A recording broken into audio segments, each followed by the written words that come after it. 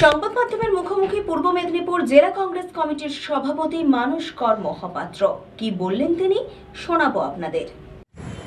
আমরা সবাই শান্তির পক্ষে। ভারত আক্রমণকারী দেশ নয়, কিন্তু পুলওয়ামা থেকে পহেলগাঁও যে সন্ত্রাসবাদী হামলা পাকিস্তান চালাচ্ছে তার বিরুদ্ধে সঠিক বিচারের দরকার ছিল। পাকিস্তানকে আরও আঘাত করার দরকার ছিল। আমরা আশ্চর্য হয়ে যাচ্ছি, আমেরিকা দাবি করছে তারা আমাদের সিদ্ধান্তের নিয়ন্ত্রক। এটা আমাদের কাছে লজ্জা। 1971 সালে ভারত বাংলাদেশ যুদ্ধের সময় তখন ইন্দিরা গান্ধী পাকিস্তানের প্রেসিডেন্ট নিক্সনের মুখের উপর জবাব দিয়েছিলেন।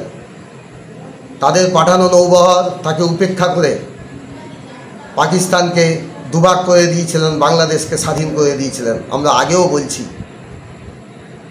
আজ ভারতবর্ষ ইন্দিরা গান্ধীর মতো একজন প্রধানমন্ত্রী উপস্থিতি অনুভব করছে। সবাই প্রধানমন্ত্রী হতে পারে, কিন্তু সবাই ইন্দিরা গান্ধী হতে পারে না। আমরা দাবি করছি আমেরিকার এই ঘোষণার পরে অবিলম্বে সংসদের বৈঠক ডাকা হোক এবং পরিস্থিতি ব্যাখ্যা করা হোক। জয় হিন্দ, বন্দে মাতরম, জয় ভারত। রঞ্জন মাইতির রিপোর্ট, খবর বিসিবিএস।